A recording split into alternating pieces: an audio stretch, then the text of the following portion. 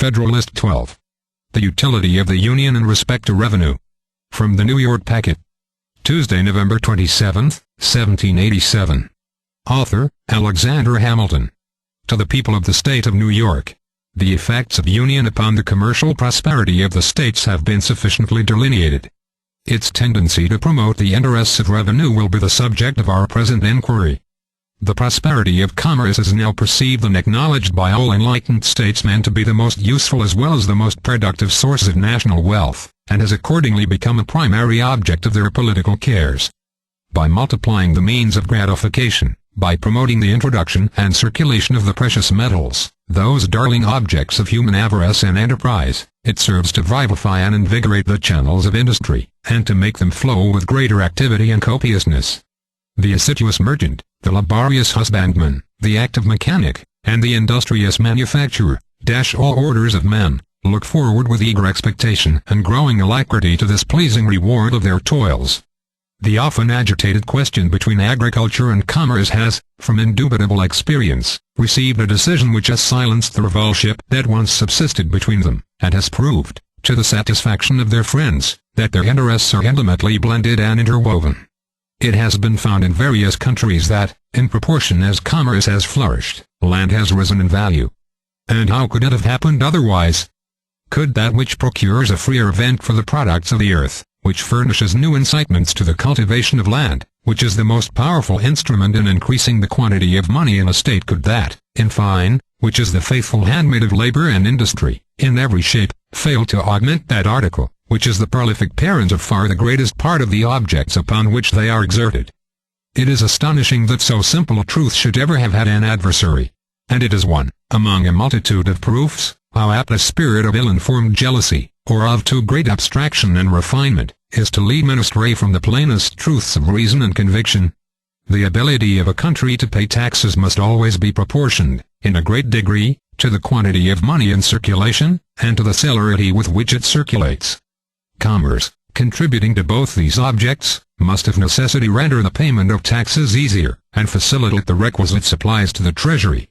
The hereditary dominions of the Emperor of Germany contain a great extent of fertile, cultivated, and populous territory, a large proportion of which is situated in mild and luxuriant climates. In some parts of this territory are to be found the best gold and silver mines in Europe. And yet, from the want of the fostering influence of commerce, that monarch can boast but slender revenues.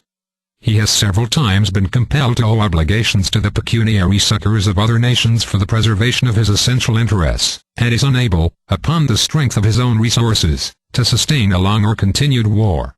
But it is not in this aspect of the subject alone that union will be seen to conduce to the purpose of revenue. There are other points of view, in which its influence will appear more immediate and decisive.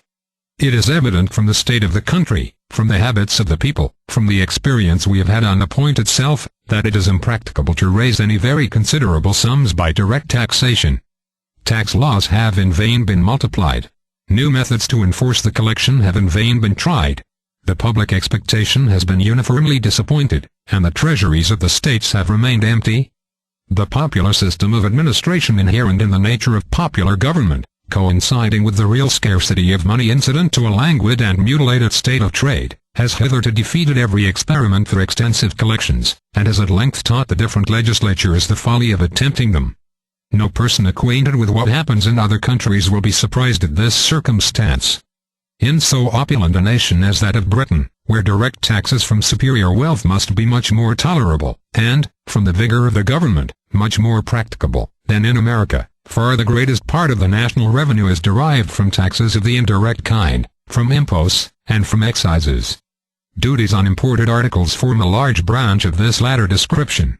In America, it is evident that we must a long time depend for the means of revenue chiefly on such duties. In most parts of it, excises must be confined within a narrow compass. The genius of the people will ill brook the inquisitive and peremptory spirit of excise laws. The pockets of the farmers, on the other hand, will reluctantly yield but scanty supplies, in the unwelcome shape of impositions on their houses and lands. And personal property is too precarious and invisible a fund to be laid hold of in any other way than by the imperceptible agency of taxes on consumption. If these remarks have any foundation, that state of things which will best enable us to improve and extend so valuable a resource must be best adapted to our political welfare. And it cannot admit of a serious doubt that this state of things must rest on the basis of a general union. As far as this would be conducive to the interests of commerce, so far it must tend to the extension of the revenue to be drawn from that source. As far as it would contribute to rendering regulations for the collection of the duties more simple and efficacious, so far it must serve to answer the purposes of making the same rate of duties more productive, and of putting it into the power of the government to increase the rate without prejudice to trade. The relative situation of these states, the number of rivers with which they are intersected, and of bays that wash their shores, the facility of communication in every direction, the affinity of language and manners, the familiar habits of intercourse.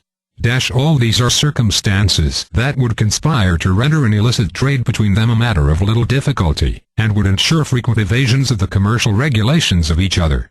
The separate states or confederacies would be necessitated by mutual jealousy to avoid the temptations to that kind of trade by the lowness of their duties.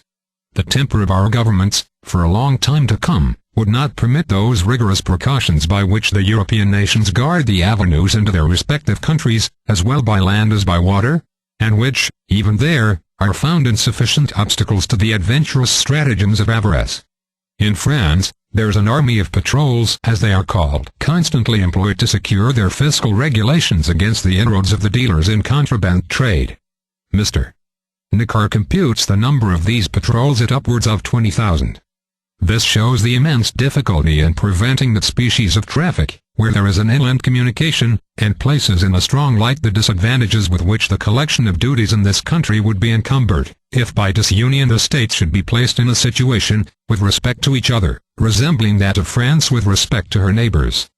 The arbitrary and vexatious powers with which the patrols are necessarily armed, would be intolerable in a free country.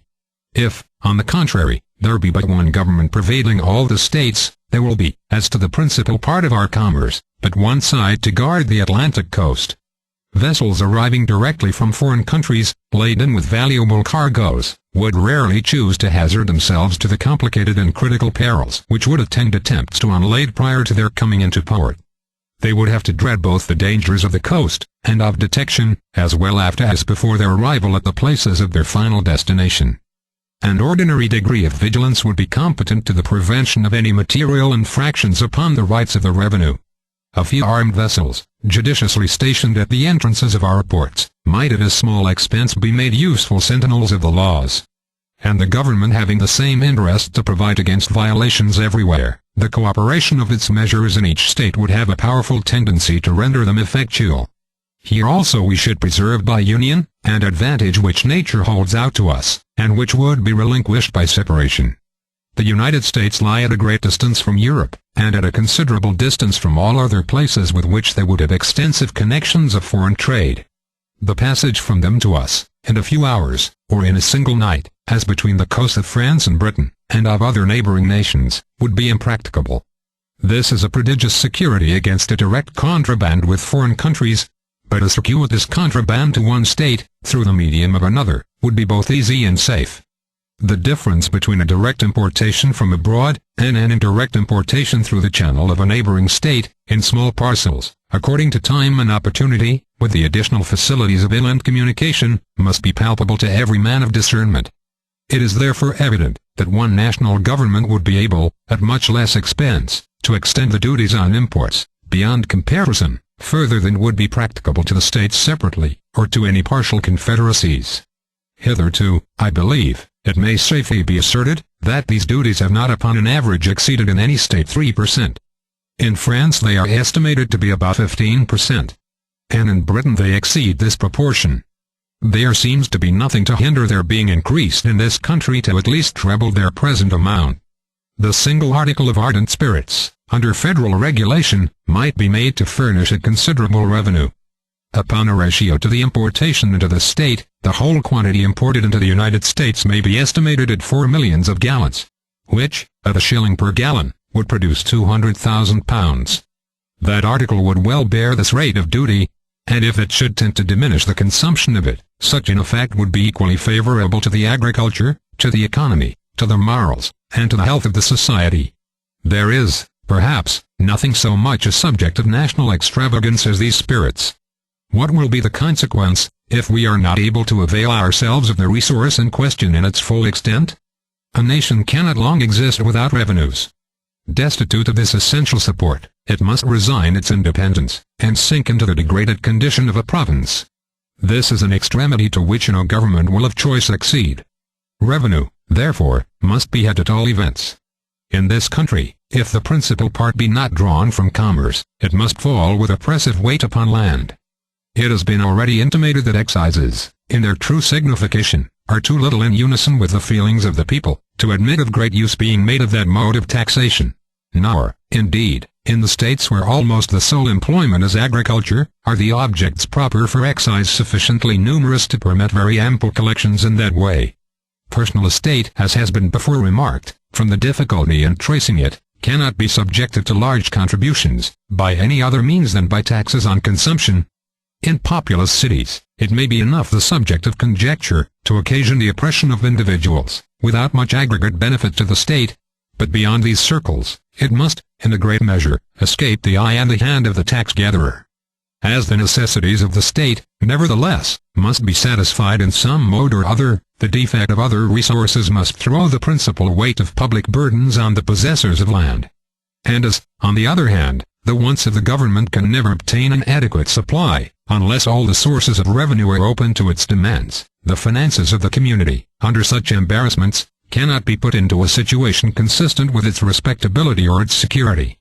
Thus we shall not even have the consolations of a full treasury, to atone for the oppression of that valuable class of the citizens who are employed in the cultivation of the soil. But public and private distress will keep pace with each other in gloomy concert, and unite in deploring the infatuation of those councils which led to disunion. Publius,